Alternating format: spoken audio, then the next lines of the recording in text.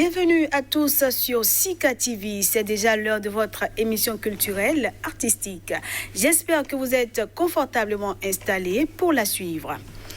Homme ou femme, le mannequin est employé par un couturier ou un créateur de vêtements pour la présentation de collections lors de défilés ou de séances photos. Un mannequin travaille pour une agence spécialisée, à la fois employeur et intermédiaire entre le client et lui. Le métier de mannequin peut s'exercer de façon permanente, fréquente ou occasionnelle. La vie de mannequin est donc rarement un long fleuve tranquille, d'autant que la concurrence y est féroce. Pour mieux comprendre cet univers, j'ai le plaisir de recevoir la mannequin Jérusaline Eteyiwa à Divignon. Jérusaline, bienvenue.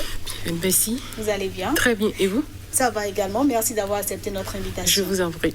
Alors déjà, vous êtes mannequin depuis quelques années. Oui. Parlez-nous un peu de votre parcours. Comment êtes-vous devenu mannequin? Ok, j'ai commencé le mannequinat en 2006. Quand je fréquentais à SOS. Donc après, j'ai eu la chance d'intégrer l'agence Apothéose. Et d'où j'ai été formée, coachée. Et après, j'ai été nommée responsable des mannequins, donc assistante du coach. Et je coachais les filles, les nouvelles qui venaient, je les coachais. Après ça, j'ai eu la chance de voyager. J'ai fait des défilés un peu partout. Et là, je me suis basée actuellement en France où je continue toujours dans la mode et l'une des raisons qui m'a amenée au Bénin. Et qu'est-ce qui vous a amené vers le mannequinat? Qu'est-ce qui a donné le déclic? Mais l'envie est arrivée comme ça parce que j'aime m'exprimer sur podium. Parce que j'avais commencé le théâtre grâce à l'école SOS, là où j'ai fréquenté. Donc, suite à la manière dont je m'exprimais sur podium, les sensations que je ressentais en moi, il y a tout ça. Et vu que j'ai la taille, j'ai la forme, je me dis pourquoi ne pas me lancer dans ce domaine. J'aime aussi m'habiller et voilà la raison pourquoi je suis dans ce monde. D'accord. Alors, selon l'idée reçue, la plus connue, le mannequin est le mannequinat est un milieu très élitiste. En avez-vous souffert en tant que femme? Si. Bon, quand tu es dans le monde du mannequinat, on te traite de tout. Mais c'est à toi de te faire respecter par les autres. Et il n'y a que toi seul qui sais ce que tu recherches dans ce monde. Moi, dans mon domaine, j'ai été victime plusieurs fois, mais j'ai tout fait pour me faire respecter. Voilà pourquoi je suis là actuellement. Quand tu es femme, tu es dans ce domaine, ne te laisse pas aller. Tu sais pourquoi tu es dans ce domaine. Moi, je ne monte pas sur le podium juste parce que voilà, je veux me faire voir ou faire ma belle, non.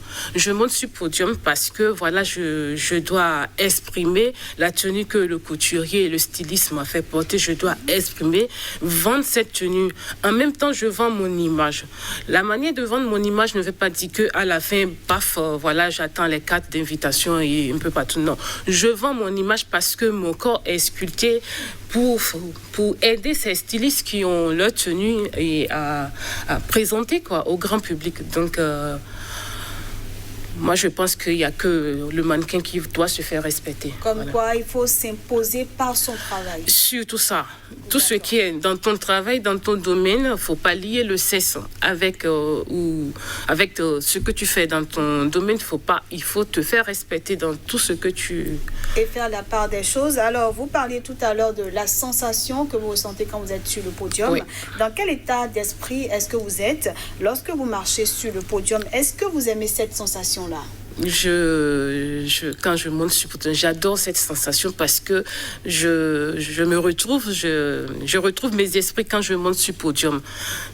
Surtout quand en face du public, je vois le public, je suis tellement fière. Je sais pas comment vous m'exprimer pour que vous puissiez, mais c'est des trucs que voilà, et puis je ressens. Donc, c'est plus fort que moi, voilà. c'est ça. Vous vivez l'instant avec le public. Qu'est-ce qui a changé dans votre vie personnelle depuis que vous exercez ce métier-là? Il y a beaucoup de trucs qui ont changé dans ma vie, et ma manière de parler, ma manière de me comporter, ma manière de marcher. Et quand tu as des invitations, comment te comporter à chaque invitation, à chaque... il y a beaucoup de choses qui ont changé et j'ai appris beaucoup de choses dans ce domaine. Donc, je trouve que c'est un de plus pour moi. Et depuis que vous exercez ce métier, beaucoup de choses ont changé, votre manière de parler, de marcher et tout. Quelle est la journée type de mannequin fou? Comment se passe votre journée en tant que mannequin? Bon, en tant que mannequin, moi, je vais vous dire quand je finis, parce que après tout, je suis une mère, j'ai des enfants, je suis mariée et tout. Donc, après ma vie de famille, moi, ma journée, je passe un peu de temps à faire des shootings. D'accord. Je fais beaucoup de shootings avec celui avec qui je travaille, je fais beaucoup de shootings. Donc, je dirais au moins par jour, je fais pas mal de photos pour moi, pour voir comment est-ce que j'améliore tout, est-ce que j'ai pris du poids. Il y a tout ça que je contrôle, ma ligne et tout que je contrôle. Et est-ce que ce laps de temps que vous passez hors de chez vous, comment est-ce que vous arrivez à gérer avec votre vie de femme au foyer, enfin de mère et tout? Bon, je le gère très bien parce que j'ai eu la chance d'avoir un mari qui me comprend. J'ai eu la chance de me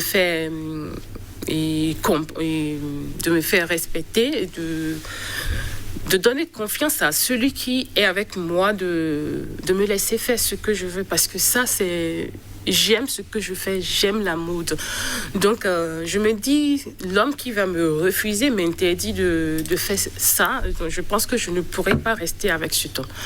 Mais la chance que j'ai, mon mari, il m'aide à gérer. Et quand j'ai mes défilés, il garde les enfants. Et j'essaie de bien gérer. En tout cas, on gère bien entre lui et moi. D'accord. Alors, en tant que mannequin, vous voyagez beaucoup. Oui. Quelles sont les collaborations que vous avez aimées? Voilà. Ceux avec qui vous avez aimé travailler, collaborer et tout? Bien, j'ai eu à rencontrer Emmanuel dans mes parcours. Emmanuel Valade dans mes parcours. Et lui, il a eu à me coacher. Il a corrigé certaines choses au départ, il a corrigé certaines choses en moi. Parce qu'au début, je n'avais pas l'assurance quand j'étais dans mon agence. Bon, je n'étais pas souvent sélectionnée pour des castings et je me demande, mais qu'est-ce qui me manque? Qu'est-ce que j'ai pas? Et les autres ont et on ne me sélectionne pas. Mais j'ai vu que le modèle ici au Bénin diffère des autres modèles. Donc, la chance que j'ai eue, Valade était venu dans notre agence. Donc, du coup, il est venu nous coacher pour un événement. C'est là, il m'a remarqué. Il m'a dit... fais ci et fais ça, il a eu à me coacher et j'ai eu la chance de le suivre, d'avoir l'assurance et cela m'a amené à garder les relations avec Emmanuel Valade. Donc une fois que je suis allée à Paris, je l'ai contacté, j'ai dit mais je suis à Paris, il faut qu'on se voie. Donc je l'ai appelé, j'ai dit, à partir d'aujourd'hui, j'ai signé un contrat avec lui que je ne défile que pour toi et que pour toi seul. D'accord. Donc, suite à ça, il m'a fait participer à des défilés là-bas. Donc, j'ai beaucoup défilé. Donc, je vais vous dire qu'il n'y a que cette relation de Emmanuel Valade et moi dans mon domaine, qui m'a vraiment égayée. Donc, en quelque sorte, il est votre patron. Mais oui. Est-ce que vous avez une muse ou idole dont vous vous inspirez? Oui. Naomi Campbell. D'accord. Et quel est votre meilleur souvenir lors d'un défilé de mode? C'était à Grand Popo et après mon défilé, j'étais au Bénin, justement. Et c'était après mon accouchement, donc j'étais partie avec ma fille. Et après le défilé, quand je passe sur le podium, ma fille me tendait la main. Et cela a attiré l'attention d'un monsieur que j'étais... le nom, il a trouvé ça vraiment intéressant que voilà une mère qui vient pour un défilé avec sa fille. Après, il m'a interpellée et lui et moi, on a gardé les relations. Jusqu'aujourd'hui, on a gardé les relations. Et je vous avoue que ce monsieur aussi, il a beaucoup fait dans ma vie, il m'a beaucoup aidé. D'accord. Et avant de monter sur le podium, comment est-ce que vous gérez le stress? Parce que c'est pas souvent facile. Hein? Comment est-ce que vous gérez le stress? Quand un mannequin vient, vous devez rapidement vous changer, la pression et tout. Comment est-ce que vous arrivez à gérer tout ça? Moi, quand je monte dans les coulisses, j'essaie de me concentrer. Je prends d'abord les tenues que je dois porter, je les range. Là, j'essaie de classer dans ma tête. Après telle tenue, il faut telle tenue. Donc, suite à ça, j'arrive à calculer l'heure et comment m'organiser. Donc, le stress, c'est vrai. Si tu t'organises avant, tu viens pas en retard, tu te prends pas en retard. Voilà. Tu arrives à gérer le stress. Donc, je gère bien le stress. Et selon vous, un bon mannequin, quelles sont les qualités qu'il doit avoir? Bon. Tout ça, ça dépend aussi de la sélection de chaque styliste, de chaque agence. Mais moi, je vais dire, quand tu es mannequin, tu dois être propre. Oui. Ton visage, physiquement, tu dois bien t'entretenir et tu dois bien entretenir ton corps parce que c'est suite à ça qu'on pourra te sélectionner pour des prestations dans le domaine du mannequinat. Alors, Jérusalem, est-ce que vous trouvez qu'il y a une différence entre la manière dont sont traités les mannequins hommes par rapport aux mannequins femmes? Tout à fait, j'avoue, oui, il y a une grande différence, surtout dans les agences, vous m'excusez, mais dans les agences, ce qui se passe, il y a des agences qui ne traitent pas bien les mannequins filles, on les prend comme, pardonnez-moi le mot, comme des putes un peu partout. D'accord. Comme ça, quoi, il n'y a pas du respect, on ne respecte pas les mannequins femmes, moi je dis, et suite à ça, je dirais aux femmes aussi de se faire respecter pour qu'on puisse les respecter, de ne pas se laisser aller à tout. Et c'est très très important. Jérusalem, Divignon, nous sommes presque à la fin de cette émission. Quels sont vos projets? J'ai plein de projets, surtout avec Valade.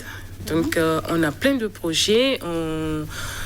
Bientôt, dans le domaine, on va voyager sur la Côte d'Ivoire. La Côte d'Ivoire nous appelle. Et après ça, l'Ouganda. Donc, on attend et que tout se mette en place. Donc, merci à vous, Jérusalem. Je vous en prie. Ça a été un plaisir d'échanger avec vous. Le plaisir est partagé. Merci. Je vous en prie. Et c'est la fin de ce numéro d'Artistique. Merci à tous de l'avoir suivi et on se dit à très vite.